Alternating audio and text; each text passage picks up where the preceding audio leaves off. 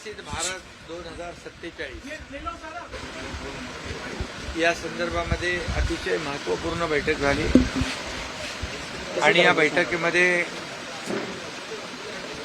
विकसित भारत 2047 जे 2027 पर्यंत $5 ट्रिलियन जे काही ड्रीम आहे किंवा जी काही आपल्याला जो गोल आहे तो अचीव करण्यासाठी 2027 नंतर 2038 आणि 2047 असं ते जे त्यासाठी राज्यांनी या 2047 साठी काय काय केलेलं आहे याची देखील माहिती या ठिकाणी आम्ही दिली। राज्याने देखील आपल्या अनेक विकासाचे प्रकल्प 2 वर्षात केले, जे बंद पडलेले प्रकल्प ते सुरू केले। अटल सेतू आहे, समृद्धी आहे, नागपूर मुंबई समृद्धी महामार्ग, कोस्टल हायवे, बंद पडलेली मेट्रो ती सुरू केली, कारशेडचं काम कंप्लीट झालं, जवळपास होत आहे।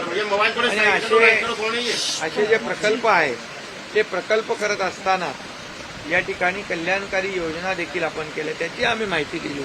शेतकऱ्यांसाठी घेतलेले निर्णय, मुख्यमंत्री माझी लाडकी बहीण त्यासाठी घेतलेले निर्णय, अन्नपूर्णा योजना असेल, त्याचबरोबर युवकांच्या रोजगारासाठी स्टायपेंडचा विषय असेल, हे आपल्या राज्यामध्ये पहिल्यांदा आपण घेतलेले निर्णय आहेत। आणि यामध्ये जर आपण पाहिलं तर दिव्यांग मंत्रालय करणारं पहिलं राज्य आहे आपलं, ट्रान्सजेंडरचा निर्णय घेणारं पहिलं राज्य आहे। अशी अनेक कामं आपण जी केलेली आहेत त्या कामांची देखील माहिती दिली। आणि त्याचबरोबर मग दूध असेल, त्याचबरोबर कापूस आहे, सोयाबीन आहे, या बाबतीमध्ये देखील कांदा आहे, या बाबतीत देखील चर्चा झाली।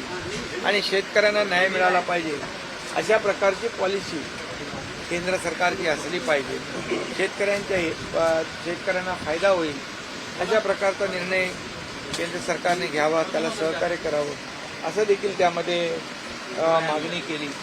आणि मराठवाडा वॉटर ग्रीड असेल, जे दुष्काळग्रस्त भाग आहे तो जे पाणी वाहून जातं, वाया जातं, समुद्राला जातं, जसं कोकणातलं पाणी समुद्राला वाहून जातं, ते त्या पाण्याचंच नियोजन झालं पाहिजे आणि मराठवाडा वॉटर ग्रीड झाला पाहिजे, दुष्काळमुक्त तो भाग झाला पाहिजे। आणि यासाठी देखील त्यावर चर्चा झाली। आणि एकंदरीत मग ती नाशिक पुणे रेल्वे जी आहे ती रखडली आहे, चिपळूण कराडची रेल्वे जी आहे ती त्या रेल्वेच्या संदर्भात झालं चर्चा, ठाणा मेट्रोच्याबद्दल चर्चा झाली, क्लस्टरच्या बद्दल चर्चा झाली। आणि त्याचबरोबर मुंबईमध्ये पनेल झोनवर देखील चर्चा झाली, जे विकास त्यांचा रखडलेला आहे लाखो लोकांचा हाईट रेस्ट्रिक्शनमुळे, रडार जो शिफ्ट करण्याच्या संदर्भात चर्चा झाली। त्याचबरोबर बीपीटीची जी जागा आहे 6 एकर, त्या जागेवर देखील त्या जागेचा योग्य वापर झाला पाहिजे आणि तिकडचे जे रहिवासी आहेत त्यांचं पुनर्वसन झालं पाहिजे। आणि मोठं मरीन ड्राईव्ह सारखं एक मोठी चौपाटी इकडे देखील ओपन होऊ शकते, त्याबद्दल देखील तिथे चर्चा झाली। आणि त्यामुळे अनेक विषयांवर चर्चा झाल्यानंतर मोदी साहेबांनी देखील सकारात्मक त्याला रिस्पॉन्स दिला आणि तेही म्हणाले की राज्यातला दुष्काळ जिकडे पाणी जास्तीच्या नदीला आहे, म्हणजे अंतर्गत नदीजोड प्रकल्प याला देखील प्राधान्य दिलं पाहिजे। आणि आज आपल्याला राज्य पुढे न्यायचं असेल तर मोठ्या प्रमाणावर गुड गव्हर्नन्स असलं पाहिजे, उद्योगांना चालना देण्यासाठी त्यांना मोठ्या प्रमाणावर इन्सेंटिव्ह दिलं पाहिजे, आपलं उद्योगाचं जे काही धोरण आहे म्हणजे आपल्या राज्यासाठीच नाही तर सगळ्यांसाठी त्यांनी उद्योजक आले पाहिजे आणि त्यांना पूर्णपणे ज्या सवलती आहेत त्या सवलती मिळाल्या पाहिजे, तर उद्योग आले तर लोकांच्या हाताला, तरुणांच्या हाताला काम मिळेल। अशा प्रकारची एक सकारात्मक आजची नीती आयोगाची बैठक झाली। आणि खऱ्या अर्थाने जे आपला देश जो आहे 11व्यावरून 5व्या क्रमांकावर आला आहे तो 2027 पर्यंत 3ऱ्या क्रमांकावर आला पाहिजे, अशा प्रकारचं जे काही स्वप्न आहे हे स्वप्न साकार सर्व राज्यांनी मिळून, जसं आम्ही महाराष्ट्रामध्ये $1 ट्रिलियन एक गोल मनात ठेवलेला आहे तो अचीव आपण करू। कारण मुंबईमध्ये आणि मुंबई MMRमध्ये नीती आयोगाचेच लोकांनी सांगितलं की या मुंबई आणि मुंबई MMRमध्ये एवढं पोटेन्शियल आहे की तिथे आपला $1 ट्रिलियन गोल अचीव होईल. उर्वरित महाराष्ट्रामध्ये आणखी आपण पुढे जाऊ आणि त्यामुळे मोठ्या प्रमाणावर हे जे काही 2047 विकसित भारत हे जे काही स्वप्न आहे ते पूर्ण करण्यासाठी सर्व राज्यांनी मिळून एफर्ट्स घेतले कलेक्टिव्ह आणि जर आपापल्या राज्यामध्ये त्या प्रकारचे निर्णय घेतले तर मला वाटतं हे शक्य होईल आणि आपला देश जो आहे हा आर्थिक महासत्ता बनू शकतो अशा प्रकारचं. कारण आपण आत्मनिर्भर झालो. पूर्वी आपण इम्पोर्ट सगळ्या गोष्टी करायचो, आता आपण स्वतः इकडे तयार करतो वस्तू. 10 वर्षामध्ये मोठे निर्णय घेतले आत्मनिर्भर भारत करण्याच्या दृष्टीने. त्यामुळे एकंदरीत 10 वर्षात मोदीजींनी जे निर्णय घेतले देशाला पुढे नेण्यासाठी आणि पुढच्या आता या 5 वर्षामध्ये देखील अनेक निर्णय लोकहिताचे आणि राज्याच्या देशाच्या हिताचे घेतील आणि त्यामुळे देश मला वाटतं आर्थिक बलवान होईल.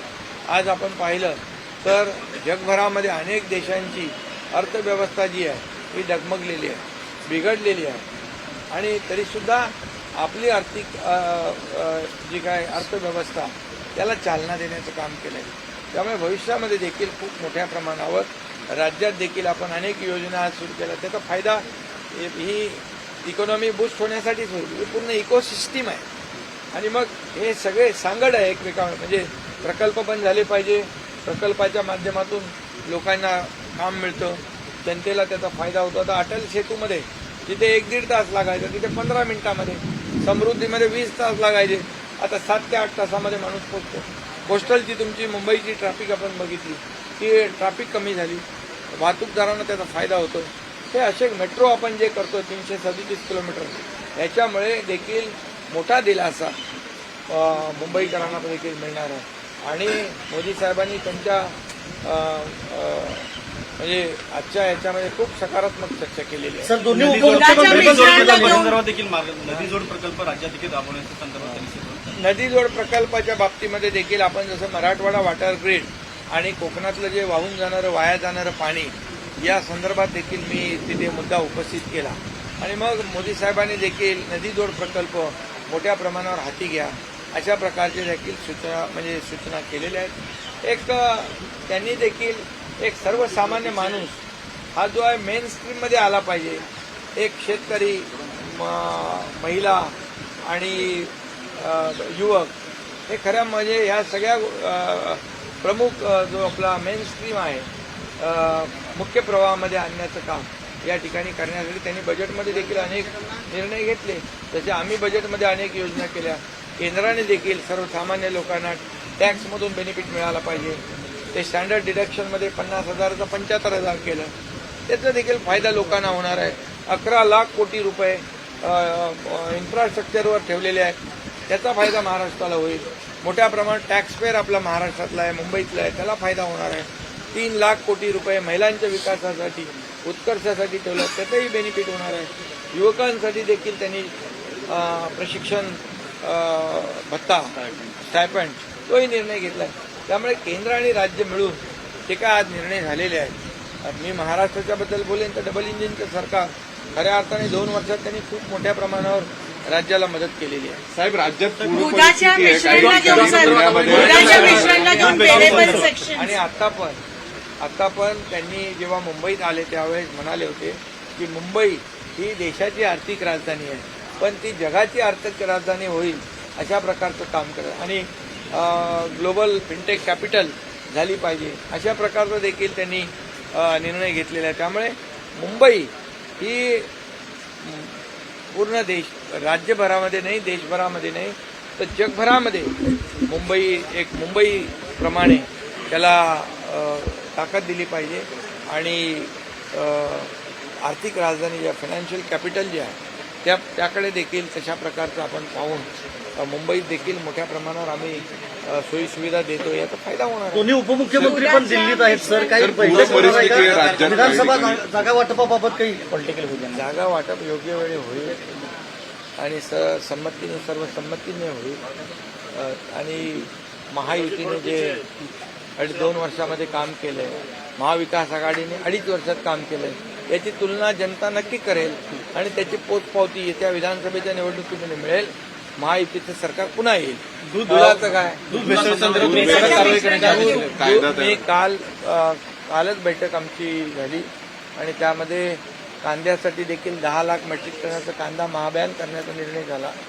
कारण हे नाशवंत वस्तू असल्यामुळे पुढे ते अनेक जे काही BARCचे प्रकल्प आहेत ते यांना सोबत घेऊन काकोडकर साहेब देखील त्या बैठकीत होते आणि या सर्वांना सोबत घेऊन राज्याचे देखील इरॅडिशन सेंटर वाढवायचे आहेत. त्यामुळे या ज्या नाशवंत वस्तू आहेत त्या जास्ती काळ टिकतील, शेतकऱ्यांचा फायदा होईल. आणि दुधामध्ये जे भेसळ करतात, सर्वसामान्य लोकांच्या आणि लहान मुलांच्या जीवाशी खेळतात, त्यांना त्यांच्यावर कारवाई करण्याचा कायदा जो आहे हा कायदा कठोर करण्याचा निर्णय आम्ही घेतलेला आहे.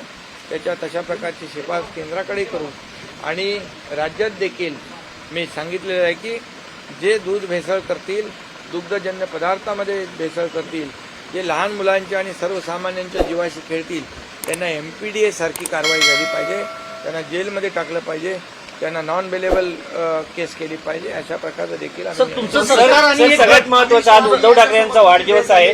उद्धव ठाकरेंच्या वाढदिवसाच्या निमित्ताने बाळासाहेब ठाकरे यांचे विचार सोडले म्हणून त्यांचा आजचा हा वाढदिवस शिवसेना जी आहे, मूळ शिवसेना तुमची, काळा दिवस साजरा करत आहे.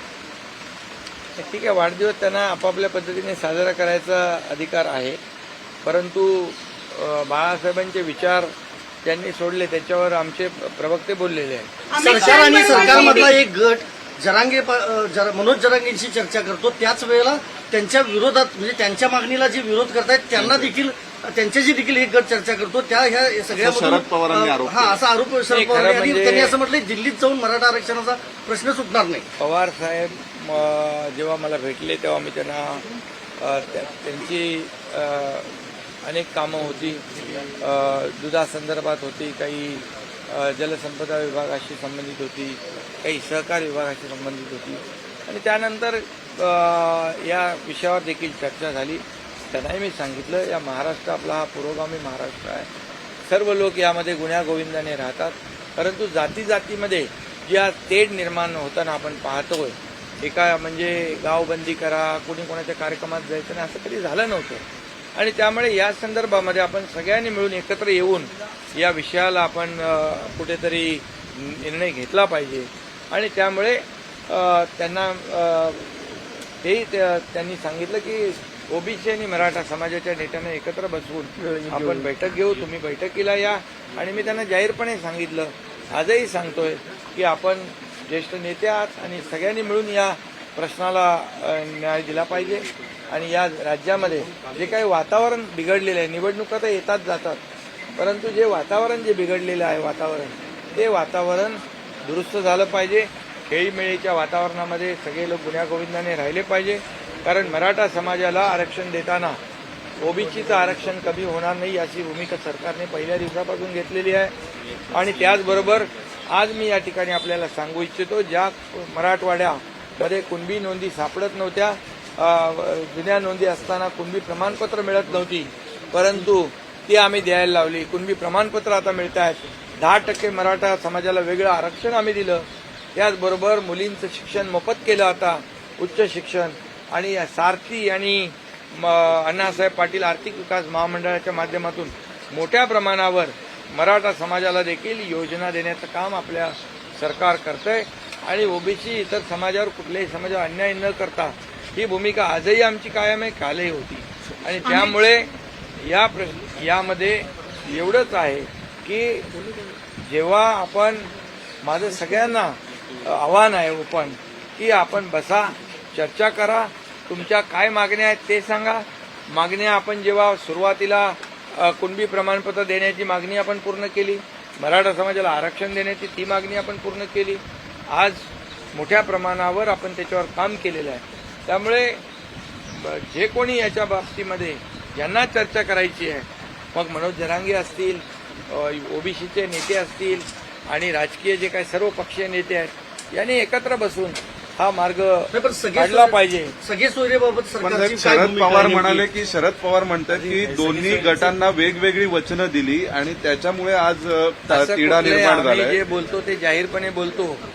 आम्ही गुपचूप कुठलंही काम करत नाही, लपून छपून काम करत नाही. जी आमची जाहीर भूमिका पहिल्या दिवसापासून होती ती सरकारची भूमिका आजही कायम आहे आणि त्यामुळे कुणी कुणावर आरोप करता कामा नये. देवेंद्र फडणवीसजी जेव्हा मुख्यमंत्री होते तेव्हा त्यांनी मराठा समाजाला आरक्षण दिले, मी त्यांच्यासोबत होतो आणि हे आरक्षण दिल्यानंतर हायकोर्टात टिकलं आणि सुप्रीम कोर्टामध्ये सरकार बदलल्यानंतर महाविकास आघाडी ते टिकू शकले नाहीत. जेव्हा जेव्हा मराठा समाजाला न्याय देण्याचा जेव्हा संधी होती तेव्हा त्यांना न्याय दिला नाही. मराठा समाजाच्या जीवावर नेते झाले, राज्यकर्ते झाले, परंतु मराठा समाजाला वंचित ठेवण्याचं काम केलं. जेव्हा जेव्हा संधी होती तेव्हा दिलं नाही. परंतु देवेंद्रजी यांनी दिलेलं आरक्षण ते टिकवू शकले नाहीत.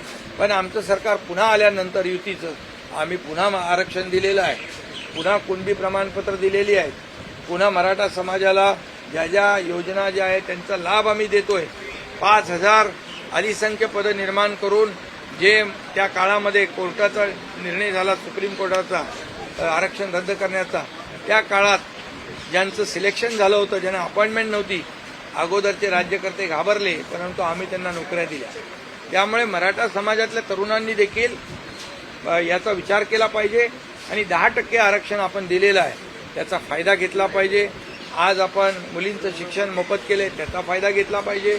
आपण अण्णासाहेब पाटील आर्थिक विकास महामंडळाचा आपण व्याज सरकार भरतोय, 15 लाख रुपये त्यांना स्वतःच्या पायावर उभं करण्यासाठी आपण योजना केलेल्या आहेत त्याचा लाभ घेतला पाहिजे. आज आपण जे स्टायपंड देतोय त्याचा देखील तरुणांनी फायदा घेतला पाहिजे. त्यामुळे हे सगळं जे आहे हे सर्व समाजाला कुठंही कुणाचं कमी न करता देण्याची भूमिका सरकारची आहे आणि म्हणून आमची जशी भूमिका आहे तशी भूमिका सर्वांनी ओपनली घेतली पाहिजे. या राजकीय फायद्यासाठी कुठल्याही समाजाला वेठीस धरता कामा नये. निवडणुका येतात जातात आणि त्यामुळे निवडणुकीपुरतं कुणालाही कुठल्याही समाजाला वापरता कामा नये स्वतःच्या फायद्यासाठी. एवढंच माझं म्हणणं आहे. सगळी सोयऱ्यांबाबत सरकारची सर्व भूमिका थँक्यू थँक्यू. ठीक आहे ठीक आहे. ये पकड़िए ना किसका है? लाडकी बहीण निधी नाही आहे. लाडक्या बहिणी हिंदी भी लेना है. स्पष्टीकरण पण दिलंय. या विरोधकांच्या वावड्या आहेत, या विरोधकांच्या वावड्या आहेत. विरोधकांना पोटदुखी झालेली आहे आणि मी कालही म्हणालो की या मुख्यमंत्री माझी लाडकी बहीण योजना यांना आम्ही जी योजना सुरू केली, गॅस सिलेंडरची योजना सुरू केली, ही त्यांना हजम झालेली नाही. त्यांना हजमोला द्यायला पाहिजे आणि म्हणून त्यांनी हे सावत्र भाऊ आहेत माझ्या लाडक्या बहिणींनी त्यांचं बरोबर लक्ष ठेवा. हे सावत्र भाऊंना तुम्हाला दिलेले पैसे तुम्हाला पैसे मिळता कामा नये, ही योजना सुरू होता कामा नये, याच्यात थोडा घातला पाहिजे आणि यासाठी त्यांचा प्रयत्न आहे. परंतु आम्ही सरकार म्हणून हा निर्णय घेतलेला आहे आणि या सर्व लाडक्या बहिणींच्या योजनेला जेवढे पैसे लागणार आहेत याची सगळी तरतूद केलेली आहे. युवकांना स्टायपेंड जे लागणार आहे त्याची तरतूद सरकारने केलेली आहे. पूर्णपणे तरतूद केल्यानंतर आम्ही हा निर्णय घेतलेला आहे. आम्ही कधी कुठला निर्णय घेतल्यानंतर प्रिंटिंग मिस्टेक कधी म्हणत नाही, चुनावी जुमला था असं म्हणत नाही. कारण आम्ही निर्णय घेतलाय तो पूर्ण विचारांती घेतलाय. सर्वसामान्यांच्या जीवनामध्ये आनंद झाला पाहिजे. महिलांना आता जेव्हा आम्ही एसटी मध्ये 50% सवलत दिली, ज्येष्ठांना मोफत दिलं, तेव्हा काही निवडणुका होत्या? लेक लाडकी योजना केली तेव्हा काही निवडणुका होत्या? आम्ही निवडणुका डोळ्यासमोर ठेवून कुठलं काम करत नाही आणि म्हणून माझ्या लाडक्या बहिणी आणि माझ्या लाडक्या भावांनी बरोबर लक्षात ठेवा तुमचे विरोधक कोण आहेत, कोणाला पोटदुखी झालेली आहे. थँक्यू.